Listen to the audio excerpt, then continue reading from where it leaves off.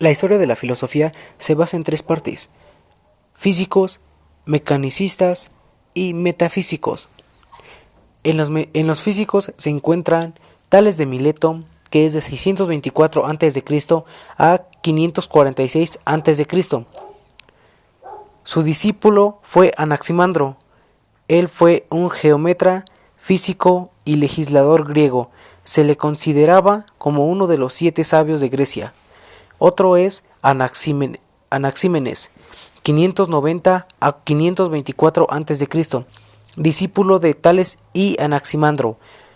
Él creía que el elemento era el concreto aire, rarefacción fuego, condensación viento, nubes, agua, tierra y las piedras. Para él eran esos 4 elementos. Otro más es Anaximandro, 610 a.C.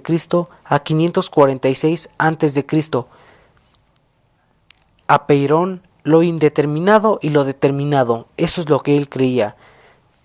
Eterno, siempre activo y semoviente, él creía más en lo divino. En los mecanicistas está Heráclito, que es de 535 a.C. a 475 a.C. Él, su elemento era el fuego, forma arquetípica de la materia, oposición de elementos contrarios.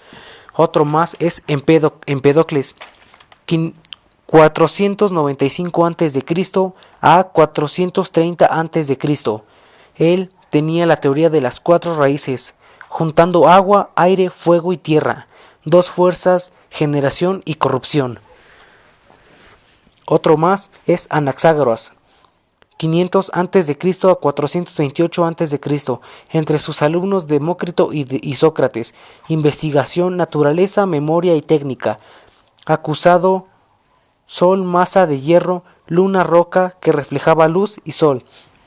En los metafísicos se encuentran Parmenides, que es de 530 a.C. a 515 a.C. Vía de la verdad, lo que es vía de opinión mortal. Él creía más en los astros, el ser o no ser. Otro más es Pitágoras, que es de 569 a.C. a 475 a.C. Él fue un matemático puro, matemática helénica, significación funcional de los números, descubrimientos, inconmensurabilidad, teorema de Pitágoras. De ahí surge el teorema de Pitágoras, porque él es Pitágoras. Uno más es Zenón de Elea, de 490 a.C. a 430 a.C. Amplio arsenal, no se limitó a atacar que no porta de las tesis, movimiento. El último de los metafísicos es Demócrito, que fue de 460 a.C. a 370 a.C. Filósofo presocrático, átomos, risa torna sabio, abderita risueño, oponiéndolo a Heráclito, el filósofo que llora. Dos conceptos para la filosofía son el conocimiento y la sabiduría. El concepto de sabiduría es un conocimiento que tiene su origen en la reflexión y en la especulación. En el conocimiento se sustenta en verdades universales comprobadas por medio de la experiencia en un proceso por el cual el hombre toma conciencia del mundo que lo rodea. La definición etimológica de filosofía proviene del griego Pillopix, misma que por su raíz etimológica se interpreta de la siguiente manera: Pilos, que significa amor, afán, y sopía, que quiere decir saber, se traduce como un afán del saber. La definición real de filosofía es la ciencia general de los seres, de los principios y de las causas y efectos de las cosas naturales. En sentido estricto, el inicio de la historia de la filosofía occidental se sitúa en Grecia, hacia el siglo VII a.D.C. en las colonias de Ionia y suele considerarse como primer filósofo a uno de los 7 sabios de Grecia, Tales de Mileto, que fue además astrónomo y matemático. Los grandes periodos en los que se suele dividir la historia de la filosofía occidental no son absolutamente precisos, ya que el pensamiento filosófico no ha seguido una evolución lineal, sino en bucle, con avances y retrocesos. La filosofía griega abarca desde el siglo VII a.D.C. hasta el siglo III a.D.C., pero su influencia se ha prolongado hasta nuestros días debido sobre todo al pensamiento y a la escuela de Platón y Aristóteles, siglo IX a.D.C. La principal característica de la filosofía griega es el esfuerzo de la razón humana por explicar todos los fenómenos cósmicos y humanos mediante análisis y argumentos racionales sin acudir a explicaciones de carácter mítico o religioso. El periodo del pensamiento cristiano dominó en Occidente desde el siglo I hasta el Renacimiento, siglo XV. Las figuras principales del pensamiento cristiano y católico que más han influido en la cultura han sido Agustín de Hipona y Tomás de Aquino. La característica principal de este periodo fue la subordinación del pensamiento filosófico a la teoría católica, poniendo toda la cultura humana al servicio del catolicismo y de la Iglesia. El periodo de la filosofía moderna se inaugura con Descartes del siglo XVI y se encuentra sobre todo en la reflexión sobre el conocimiento y sobre el ser humano. La revolución científica que propició la aparición de la filosofía moderna y que va desde el siglo XV al XVII, fue uno de los impulsos renovadores más importantes de la historia cultural de Occidente y de toda la humanidad. Otro de los movimientos filosóficos más importantes fue la Ilustración de los siglos XVII y XVIII en Europa. Los filósofos ilustrados que más contribuyeron en la revolución filosófica de Occidente fueron Hume y Kant, que situaron el esfuerzo de la razón humana dentro de los límites del empirismo y del racionalismo. La historia de la filosofía estudia la génesis y la evolución de la filosofía de la historia. Existen varias aceptaciones sobre su origen como disciplina.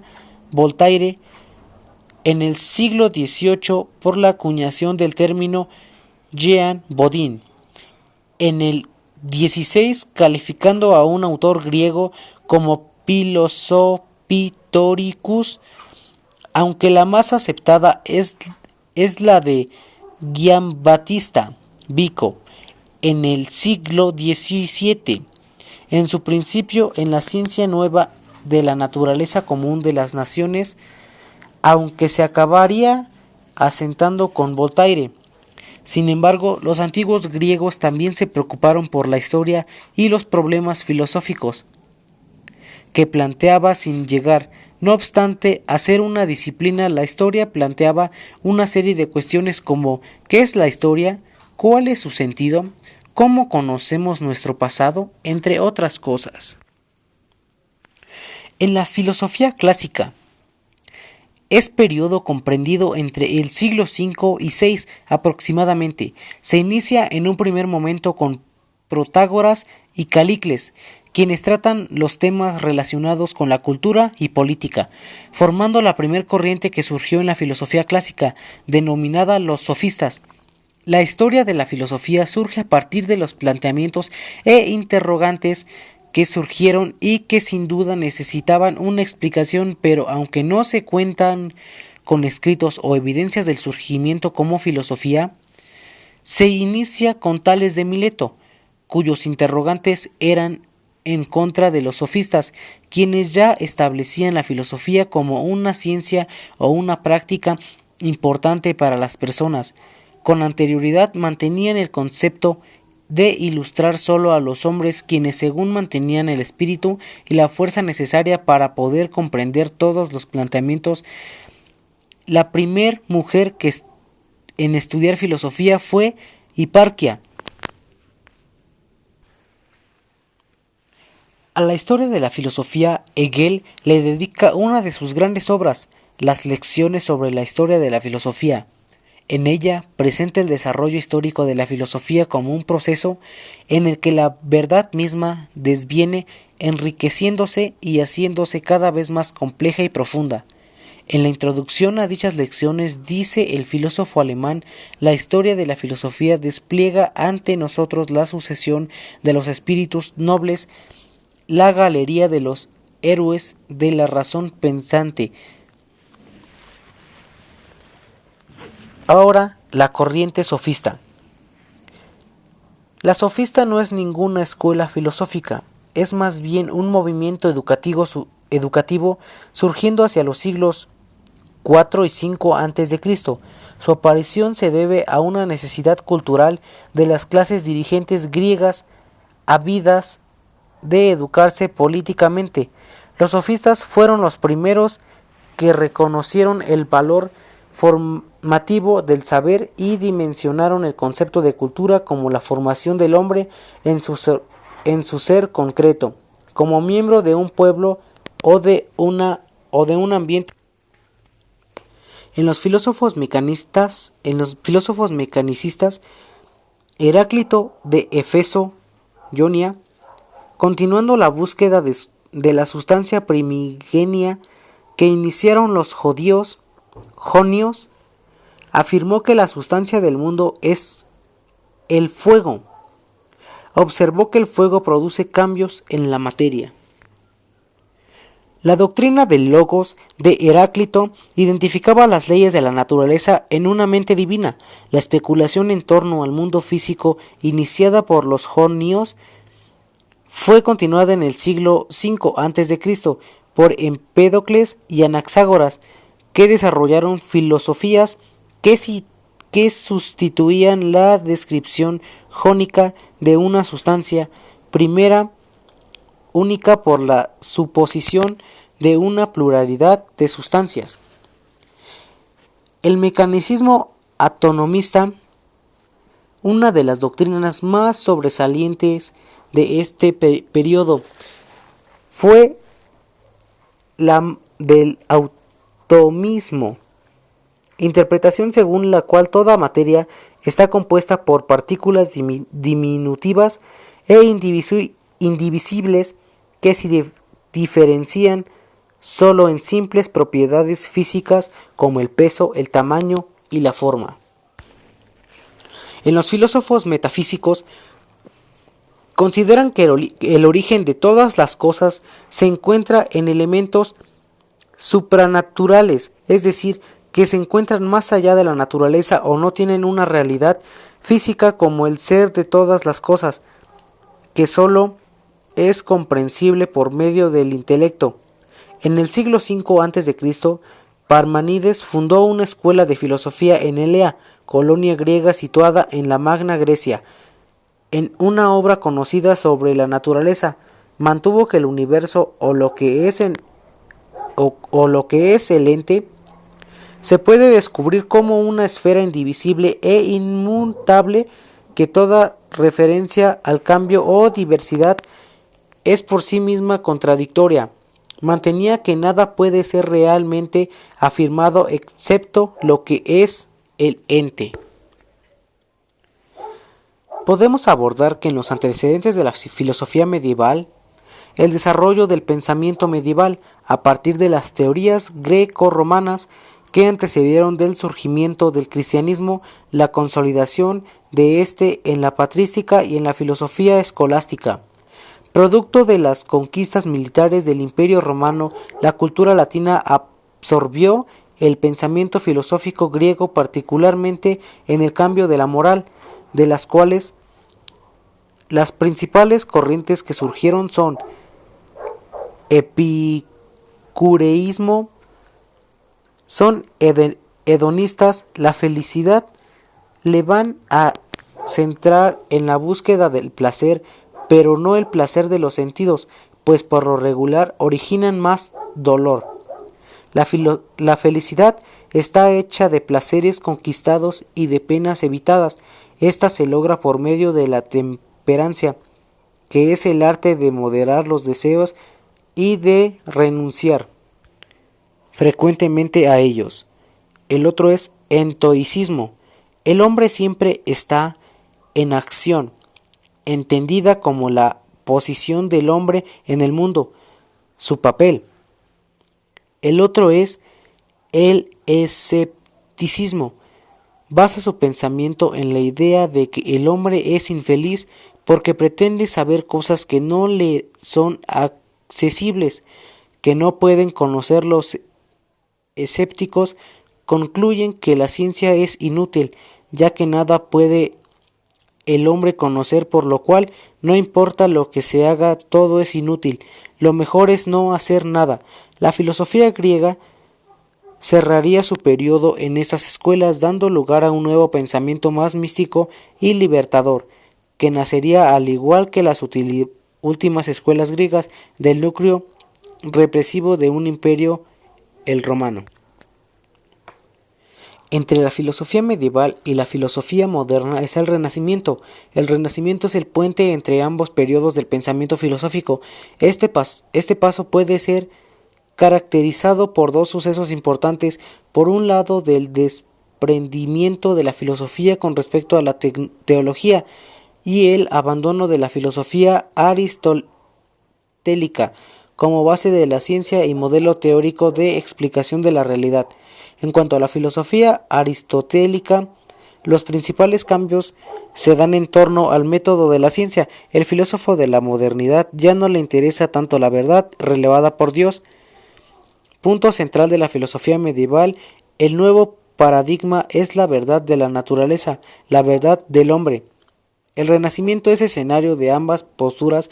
Por un lado tendremos a pensadores como René Descartes, quien declara a la razón como el único instrumento de conocimiento, del cual no se puede dudar, y por otro lado encontramos a Blaise Pascal, su contemporáneo, quien dudará de la razón como instrumento único del hombre. En realidad no se puede decir que ambas sean posturas encontradas, en todo caso son posturas que apuntan en dos sentidos diferentes. Durante este periodo, el ascenso de la ciencia destronaría a la Iglesia Católica como única poseedora de la verdad. Ello provocó el declive de los regímenes políticos fundados y protegidos por la Iglesia. Asimismo, la vieja sociedad feudal era ya incompatible con las necesidades de las nuevas clases sociales. Por último, hablaré del empirismo. El empirismo es la doctrina que afirma que todo conocimiento se basa en la experiencia, negando la posibilidad de ideas espontáneas o del pensamiento a priori, sin experiencia. Hasta el siglo XX, el término empirismo se aplicaba a la idea defendida sobre todo por los filósofos ingleses de los siglos XVIII al XIX. Al igual que los otros empiristas, defendió que el conocimiento solo es posible a través de la percepción dividida en dos tipos, impresiones e ideas. Sin embargo, Hume fue más allá e intentó probar que la razón y los juicios racionales únicamente son asociados habituales con diferentes sensaciones o experiencias. Para él, las impresiones son más fuertes y se reciben directamente por los sentidos. En cambio, las ideas son débiles, una especie de copia borrosa de las impresiones. De lo anterior se deduce que el único modo de asegurarse de la objetividad de las ideas es basándolas en alguna impresión. No es real ningún contenido de alguna idea que no provenga de alguna impresión. Por eso Hume argumenta: la razón nunca podrá mostrarnos la conexión entre un objeto y otro si no es ayudada por la experiencia y por la observación de su relación con situaciones del pasado. Cuando la mente, por tanto, pasa de la idea o la impresión de un objeto a la idea o creencia en otro no se guía por la razón, sino por ciertos principios que asocian juntas las ideas de esos objetos y los relacionan con la imaginación. Según su filosofía, el conocimiento de los hechos es imposible, aunque admitía que él la practica. Las personas piensan en términos de causa y efecto y deben asumir la validez de sus percepciones para no enloquecer. Bueno, pues eso es todo lo de mi video. Gracias por verlo.